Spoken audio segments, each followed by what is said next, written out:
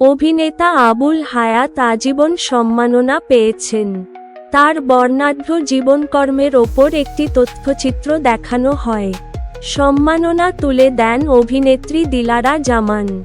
তাকে একটি উত্তরীয় পরিয়ে দেন স্কয়ার টয়লেট্রিজের ব্যবস্থাপনা পরিচালক অঞ্জন চৌধুরী।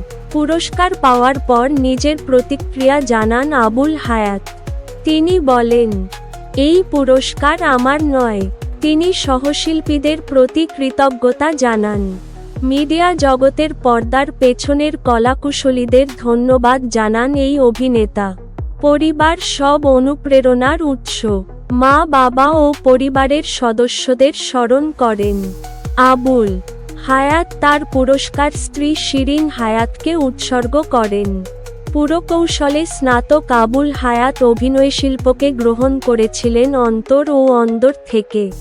যেহেতু অভিনয়ে তার হাতেখড়ি বাড়িতে, সেই স্কুলে পড়ার সময় একটা চৌকিকে মঞ্চ বানিয়ে তাতে একটা নাটক নামিয়ে শৈশবের ওই ঘটনাটি স্মরণীয় অভিনয় এবং অভিনয় সংশ্লিষ্ট সংস্কৃতিকে তার চিত্তবিকাশের একটি অবলম্বন হিসেবে গ্রহণ করে ভবিষ্যতের পথ চলার উৎস চিহ্ন হিসেবে।